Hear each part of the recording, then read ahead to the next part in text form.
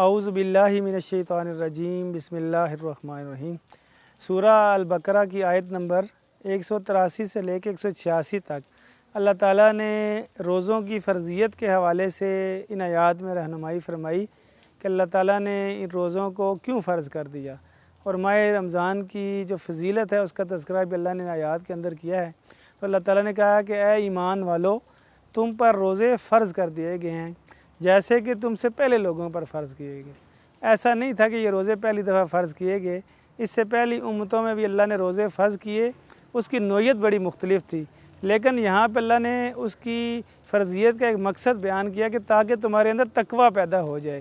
اور وہ تقویٰ کیا ہے؟ وہ تقویٰ یہ ہے کہ ہر حال میں انسان جب بھی کوئی کام کرنے لگے، چاہے وہ لوگوں کے سامنے ہے چاہے وہ تنہائی کے اندر ہے، تو اللہ کا خوف اس کے ذہن کے اندر ہو کہ میں جو کام کر رہا ہوں کیا وہ میں اللہ تعالیٰ کی تعلیمات کے بتائے ہوئے طریقوں کے مطابق کر رہا ہوں، یا کہ میں شیطان کے بہکاوے میں آ کے غلط رستے کا انتخاب کر رہا ہوں۔ تو یہ وہ تقویٰ کہ ہر حال میں اللہ کا خوف اس کے دل میں پیدا ہو جائے، تو یہی ان روزوں کی فرضیت کا مطلب ہے۔ اور نبی صلی اللہ علیہ وسلم نے اپنی بیش بہا حدیث کے اندر اس کا تذکرہ کیا کہ وہ شخص کے جو رمضان کا مہینہ پائے اور اس مہینے میں وہ روزے رکھ کر وہ تقویٰ اختیار کر کے اپنی مغفرت نہ کروا سکے تو ہلاک ہو گیا وہ شخص، کہ جس نے مہینہ پایا اور اپنی مغفرت نہ کروا سکا۔ تو اللہ تو بہانے ڈھونڈتا ہے، اس نے اس مہینے کے اندر شیطان کو قید کر دیا جو میرا اور آپ کا دشمن ہے، ازلی دشمن ہے، لیکن اللہ نے اس مہینے کے اندر تمام شیاطین کو جکڑ دیا ہے اور ہمارے لیے نیکی کرنا اللہ نے آسان کر دیا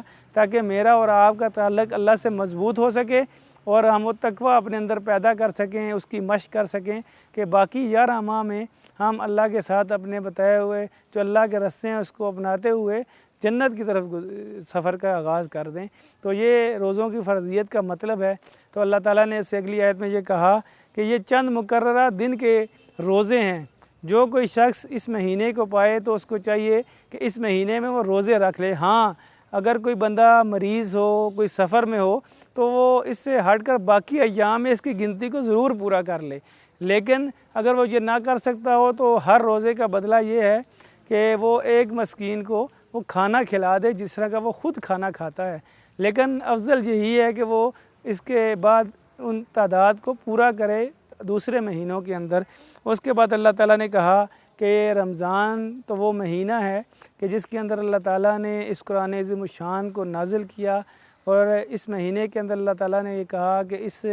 کی تلاوت کی جائے۔ ہم دیکھتے ہیں کہ تراویح کی صورت میں ہم اس کو دہراتے ہیں، اس کو سنتے ہیں، اور مقصد یہی کہ اس قرآن سے ہم اپنے تعلق کو مضبوط کر لیں۔ اور اللہ تعالیٰ نے کہا کہ اس کے اندر وہ آیات ہیں کہ جو حق اور باطل کو واضح کرنے والی ہیں، اور بڑی روشن دلائل کے ساتھ اللہ نے اس کے اندر ہماری رہنمائی فرمائی ہے۔ اور اللہ نے کہا کہ جو مریض ہو، جو سفر میں ہو، جو مشکل میں ہو، تو اللہ نے اس کے لیے آسانی بھی رکھی ہے کہ وہ عام ایام کے اندر اپنی اس تعداد کو پورا کر دے کہ جتنے وہ روزے نہیں رکھ سکا۔ تو اللہ تعالیٰ تو میرے اور آپ کے ساتھ نرمی کا معاملہ کرنا چاہتا ہے، سختی نہیں کرنا چاہتا۔ اگر اللہ چاہتا تو وہ کہتا نہیں، روزے تو تم نے رکھنے ہی ہیں، چھوڑ ہی نہیں سکتے تم، رمضان کا مہینہ ہے، اس کے اندر تمہیں روزے رکھنا لازمی ہی رکھنا ہے، چاہے تم بیمار ہو یا مشکل میں ہو یا سفر میں ہو۔ لیکن اللہ نے تو آسانی پیدا کی کہ جو بندہ روزہ نہیں رکھ سکتا وہ فدیہ ادا کر دے، وہ یہ بھی نہیں کر سکتا تو وہ اگلے مہینوں کے اندر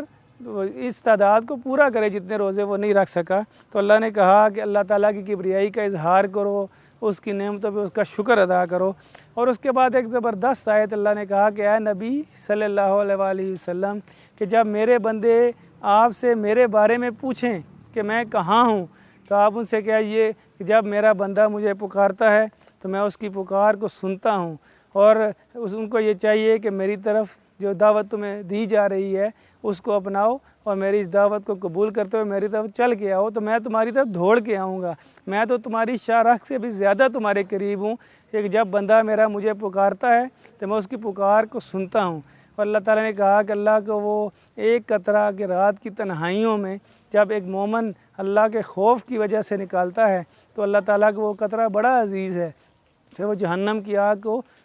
بجھا دینے کے لیے کافی ہے۔ تو آئیے میرا اور آپ کا رب تو ہمیں پکار رہا ہے کہ کوئی مجھے پکارے تو میں اس کی پکار کو سنوں۔ کوئی عزت چاہتا ہے تو اللہ کو پکارے، کوئی شہرت چاہتا ہے تو اللہ کے ساتھ تعلق کو مضبوط کرے، کوئی خوشی چاہتا ہے تو اللہ کے ساتھ اپنے تعلق کو مضبوط کرے۔ اللہ تو میرے اور آپ کے بہت قریب ہے۔ جب ہم تنہائی میں پکاریں یا کھلے عام پکاریں تو اللہ کو پتہ ہے کہ میرا بندہ مجھے کس نیت کے ساتھ پکارتا ہے۔ تو آئیے ہم اپنی نیتوں کو خالص کر لیں، اپنے اللہ سے اپنے تعلق کو مضبوط کر لیں۔ اللہ تعالی ہمیں خوشیاں عطا فرمائے، راحت عطا فرمائے۔ السلام علیکم ورحمۃ اللہ۔